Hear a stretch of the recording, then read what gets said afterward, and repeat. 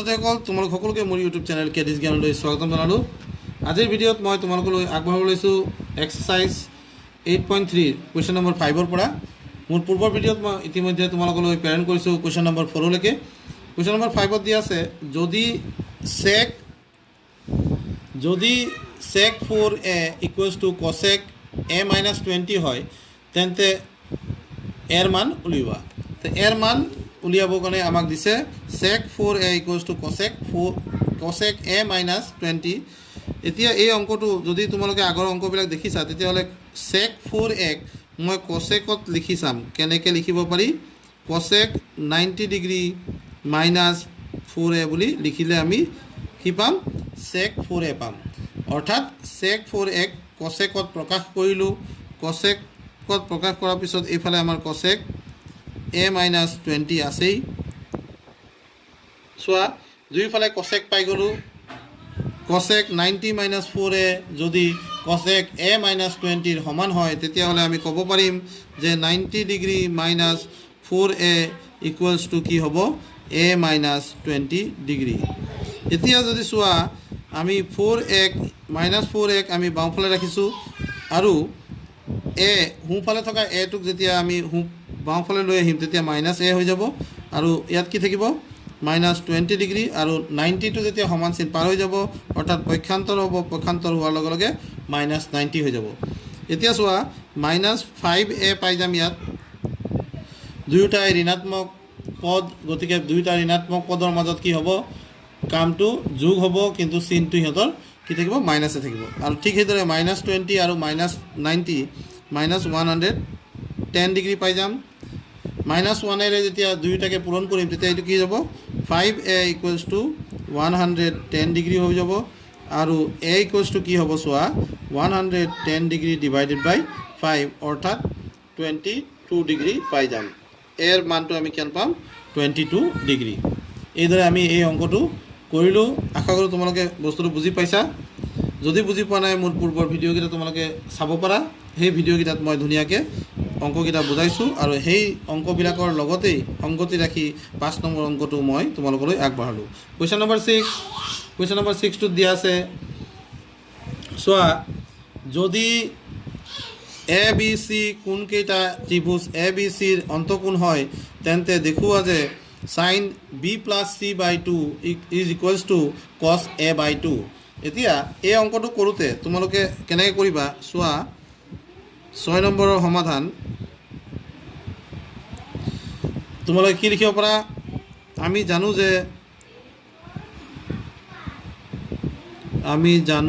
যে ত্ৰিভুজৰ কোন তিনিটাৰ মাপৰ সমষ্টি? ত্ৰিভুজৰ কোন তিনিটাৰ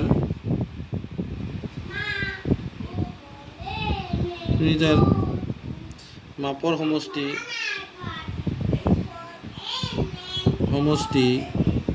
সমান 180 ডিগ্ৰী।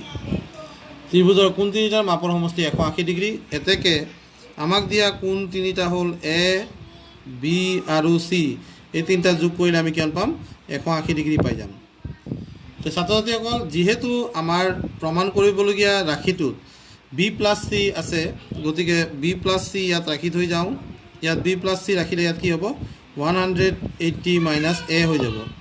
এতিয়া B plus C equals to 180 minus A যদি হয় তেতিয়াহ'লে বি প্লাছ চিৰ আধাটো কিমান হ'ব? বি প্লাছ চিৰ আধা কিমান হ'ব? ইয়াক যেতিয়া আধা কৰিম কিমান হ'ব? 90 হ'ব মাইনাছ ইয়াৰ আধা কৰিলে a বাই 2 হ'ব। এতিয়া দুয়ো পক্ষত যদি মই চাইন লৈ লওঁ এতেকে sine b plus c by 2 যদি কৰোঁ ইফালে ইয়াতো মই ল'ব লাগিব sine 90 degree minus a by 2। এতিয়া লোৱাৰ লগে লগে চাইন 90 মাইনাছ a ইয়াৰ মান কিমান? cos a মানে কি? a by 2। এইটোৱে প্ৰমাণ কৰিব দিছিল আৰু এইটোৱে তোমালোকৰ উত্তৰ। তো চোৱা চাইন 90 মাইনাছ a বাই 2 মানে কি হ'ব? cos a by 2। অৰ্থাৎ আমাক প্ৰমাণ কৰিব দিছিল যে sine b plus c by 2 is equals to cos a by 2 আৰু এইটোৱে আমাৰ প্ৰমাণ। তো ছাত্ৰ ছাত্ৰীসকল আশা কৰোঁ অংকটো তোমালোকৰ বাবে বোধগম্য হ'ব। নেক্সট কুৱেশ্যনটোলৈ যাওঁ। 7 নম্বৰ প্ৰশ্নটো চোৱা, sin 67 degree plus cos 75 ডিগ্ৰীক 0 degree আৰু 45 ডিগ্ৰীৰ মাজৰ কোণৰ ত্ৰিকোণমিতিক অনুপাত হিচাপে প্ৰকাশ কৰা। এই অংকটোত আমি কি কৰিম চোৱা, লিখি ল'ম 7 কুৱেশ্যন নম্বৰ 7ৰ সমাধান। sin 67 degree plus cos 75 degree, ইয়াক আমি কি লিখিম চোৱা, যিহেতু আমাক কৈছে 0 ডিগ্ৰী আৰু 45 ডিগ্ৰীৰ মাজত লিখিবলৈ, ইয়াক লিখিম sin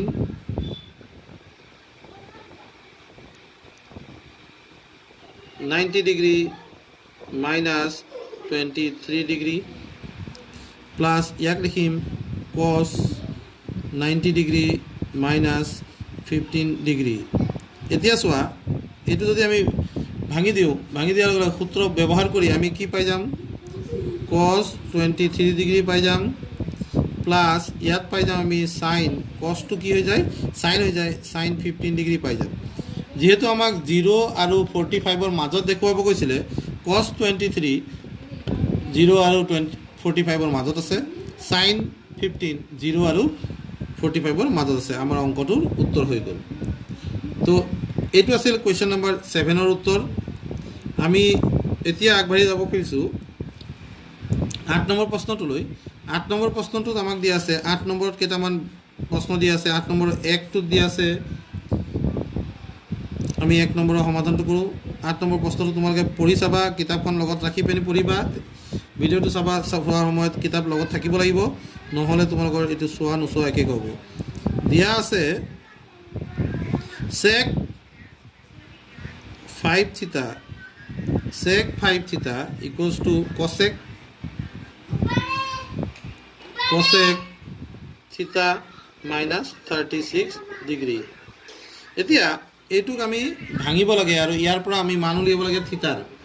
ইয়াৰ পৰা আমি থিটাৰ যেতিয়া মান উলিয়াব যাম তেতিয়া কি কৰিম চোৱা, আগতে কৰাৰ দৰেই sec 5 theta ইয়াক আমি এনেকৈ কচেকত প্ৰকাশ কৰি দিওঁ। ইয়াক যদি আমি কচেকত প্ৰকাশ কৰোঁ কি হ'ব, কচেক হ'ব 90 degree minus 5 theta equals to কি পালা, কচেক থিটা মাইনাছ 36 ডিগ্ৰী। এতিয়া দুইফালে কচেক পাই গ'লা। কচেক 90 মাইনাছ 5 theta যদি কচেক থিটা মাইনাছ 36ৰ সমান হয়, তেতিয়াহ'লে আমি ক'ব পাৰিম যে 90 ডিগ্ৰী মাইনাছ 5 theta কাৰ সমান হ'ব, থিটা মাইনাছ 36 ডিগ্ৰীৰ সমান হ'ব। এতিয়া এইটো কৰাৰ লগে লগে আমি কি পাম চোৱা, মাইনাছ 5 theta বাওঁফালে আছে, সোঁফালে থকা থিটাক যদি এইফালে লৈ আহোঁ মাইনাছ থিটা হৈ যাব, আৰু এইফালে মাইনাছ 36 ডিগ্ৰী আছিলে, প্লাছ 90 সমান চিন পাৰ কৰি লৈ যোৱাৰ লগে লগে মাইনাছ 90 হৈ যাব। এতিয়া আমি পাই গ'লোঁ 6 টাইম মাইনাছত 6 টাইম থিটা ইকুৱেলছ টু কি পালোঁ, মাইনাছ 126 ডিগ্ৰী পাই গ'লোঁ। এতিয়া দুইফালে মাইনাছ, গতিকে মাইনাছ 1এৰে পূৰণ কৰাৰ লগে লগে এইটো হৈ যাব 6 থিটা আৰু এইফালে হৈ যাব 126 ডিগ্ৰী। এতিয়া থিটা মানে কি পাম চোৱা, থিটা ইকুৱেলছ টু 126 ডিগ্ৰী বাই 6। এতিয়া এইটো ডিভাইড কৰিলে কি হ'ব, 6 2 যা 6 1 যা, থিটাৰ মানটো কিমান পাম আমি, 21 ডিগ্ৰী। তো ছাত্ৰ ছাত্ৰীসকল 8 নম্বৰৰ এটা মই কৰি দিছোঁ, বাকীকেইটা যিহেতু একেই সেইকাৰণে মই গোটেইখিনি অংক কৰি দিব বিচৰা নাই। ইতিমধ্যে মই গোটেইখিনি অংক কৰি দিয়াৰ নিচিনাই হৈছে। এক্সাৰচাইজ 8.3 অংকখিনি প্ৰায় শেষ হৈছে। মোৰ পৰৱৰ্তী ভিডিঅ'ত মই 8.4 তোমালোকলৈ আগবঢ়াম। তোমালোকে ভিডিঅ'বোৰ চাই থাকিবা আৰু মোক তোমালোকৰ মৰম চেনেহবোৰ দি যাবা, কমেণ্টত জনাবা। ভিডিঅ'বোৰ যদি ভাল লাগে লাইক এটা মাৰিবা আৰু লগৰীয়া বন্ধুৰ লগত শ্বেয়াৰ কৰিবা। সকলোকে ধন্যবাদ জনাই আজিৰ ভিডিঅ'টো ইয়াতেই সামৰিছোঁ।